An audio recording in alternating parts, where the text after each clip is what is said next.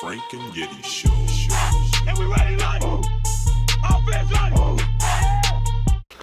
Week 11 of the Frank and Yeti College Football Show. I got my man here, Yeti. I also got our special guest today, Jordan Davis, number 15, tight end for the Canton High Tigers. He goes at 6'2", 180 pounds. So, last week we had J-Ro, me and Yeti, and J-Ro. We all went 3-2. All 3-2. We all went 3-2. So on the year, that's giving me 29 out of possible 45. Yeti, you got 27 out of possible 45. I'm gonna get you one day. You will. You catching me. Wait till the end. You catching me. So this week we have 3 games, 6 teams. 5 of those teams are undefeated.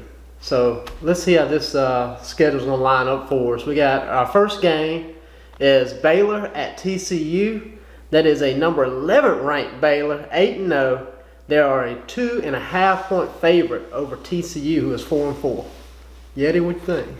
If you look at the numbers on both teams, even though Baylor's 8-0, everybody's got this a very evenly matched game. They're playing at TCU. Matter of fact, I checked right before we got started. That line's down to 1 point now.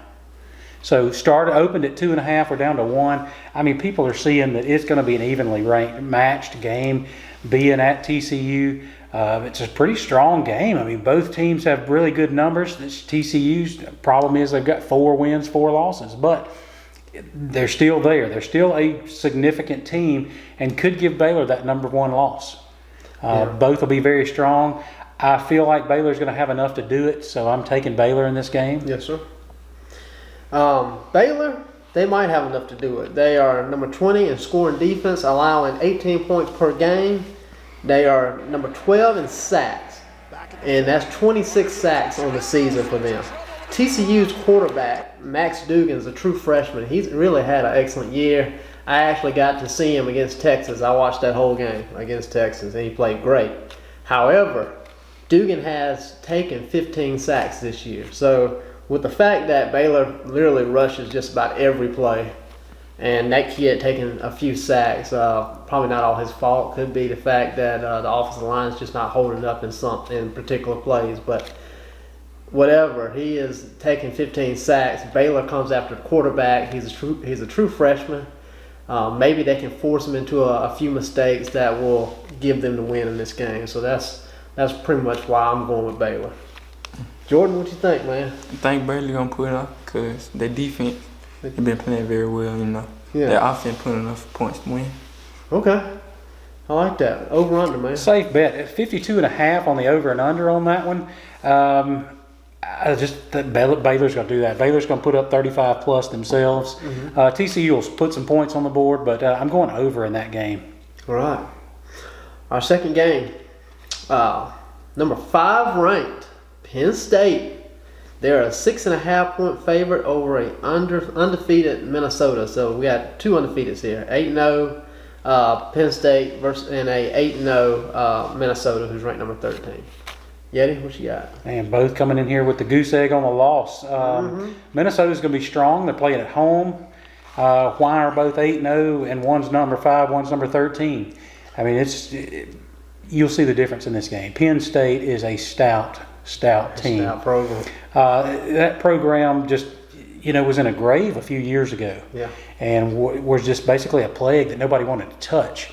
And now, because of the history, the true history of that school, people saw past that whole blackout, basically eclipse that shut them down for a couple of years, and they have come back, and they have come back strong. Penn State has got everything to win in this game. This is going to be Minnesota's first loss. And I'm afraid they're going to take it at home, and it's late in the season, which is not going to help that number 13 rank. But I got Penn State in this game for sure. The stadium's going to be electric for Minnesota, and I thought about this game for a while just because I know this is probably going to be the biggest game to be there in Minnesota in the past 5 to 10 years probably. I mean, they got an undefeated team. We're not used to seeing Minnesota this late in the season with an undefeated program. And they got Penn State coming, a top 5 program. So the stadium's going to be electric, but I just can't help the fact that Penn State is complete team, coaching staff, offense, defense, complete all the way. Number 12 in scoring offense, averaging 38 points a game. Minnesota's right there with them though. Number 14 in total offense. But the difference is the defense. Total defense, number 9, and in scoring defense, they're ranked number 2. That's excellent. That's only behind Ohio State. They're allowing 9 points per game. So that's the big difference. And also you have to note that Penn State this past recruiting season was number 11 in recruiting compared to a Minnesota team that's ranked number 41 in recruiting this year. So the athletes on the field, man for man, Penn State's better.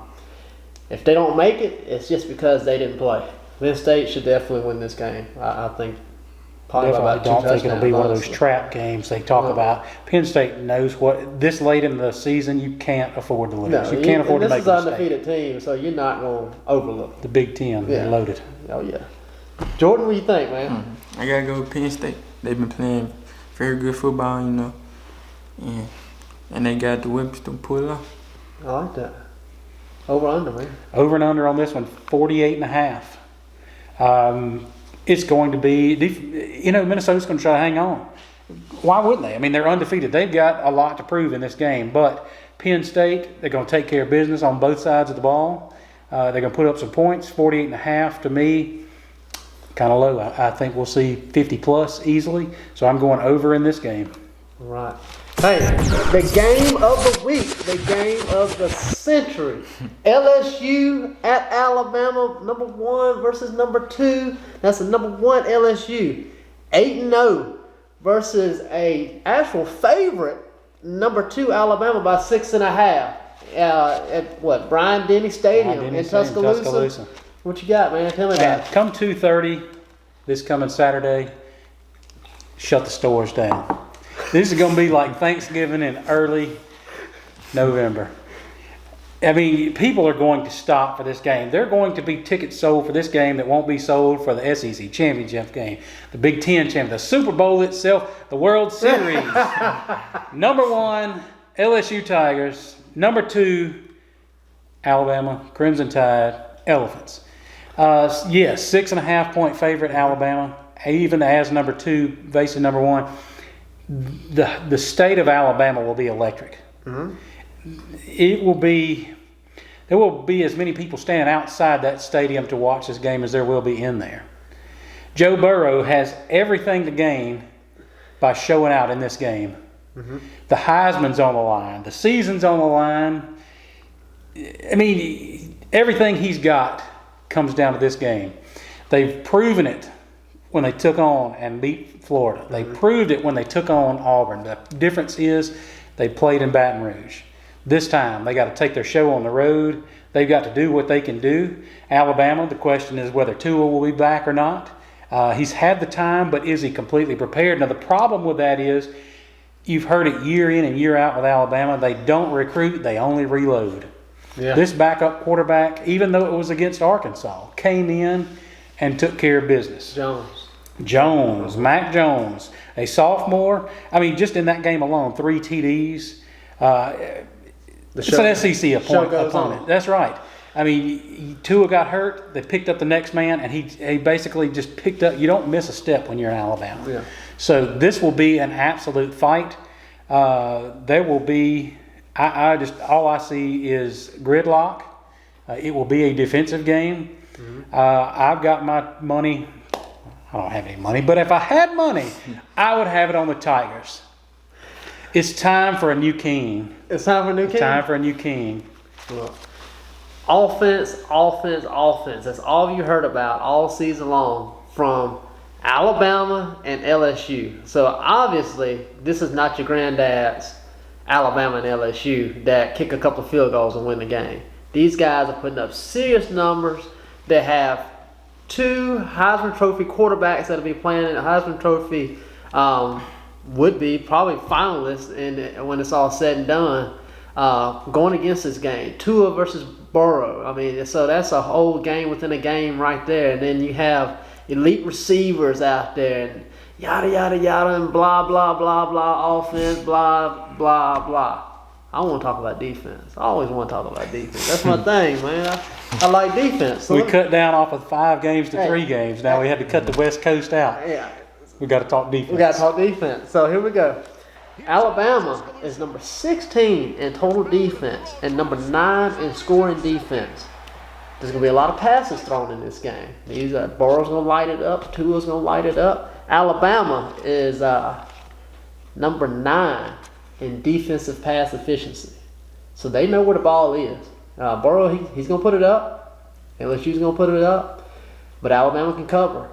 Alabama is still the king of the SEC. They're the best team in it, offensively and defensively. I like Tua as a field general.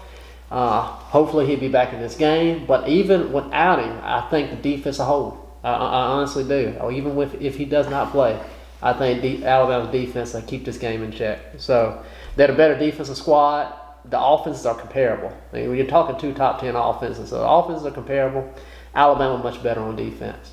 They're at home. I don't really think that matters. LSU plays in Tuscaloosa all the time. They play well there. But I'm definitely going with Alabama with the defense. Jordan, what do you think, my man? I think Bama because they receiving core is unstoppable, you know. And their backup quarterback been playing well. And their defense young, but they been getting no stops. So. You know all about that receiving core, don't you? That's your jam. Yeah. He's an offensive man. Yes, sir. Want to see points on the board. What you think, man? Man, it's going to be, it's like we talked about before we started. There are weapons all, you're going to think you at the trademark because it's going to be the gun show down there. There are weapons all over the field. Yeah. It doesn't matter which side of the ball you're on. It doesn't matter whether you're talking coaches. Over and under in this game, 64 points. So Vegas is seeing score. Yeah. I think it's going to be a lot like that Auburn game that when they said LSU didn't have a defense and Auburn didn't have a defense, and all of a sudden people's hitting in the mouth. Florida game, Auburn game, defense. When you say there's not a defense, that's when they show up and show you what they got. So this game, you're going to have a defense that is trying to do their best to shut folks down. Yeah. Just like you said, Jerry Jeudy. Jerry Judy's going to be all over that place. But the thing about it is LSU knows that, so that they're going to have their weapons ready on the defensive side. So 64 points, I see it. You're going to see a lot of air in this game. You're going to see a lot of leg work, but I just feel like the passes will be stronger in this game. 64, I'm going over in this game. It will be worth shutting down, and when it all said and done, all you're going to hear is, "Go Tigers." Coach O standing in the middle of the field, going to shut the lights down. Right before he pulls that handle down, he's going to hear, "Go Tigers." Go Tigers. That is our Week 11 show. We cut it down to 3 games. We felt like you guys would probably like it better. Just hit us up in the comments. Tell us what you think. And join us on our Week 12 show. And also, check out our Jordan Davis interview that will be also featured this week. Thank you.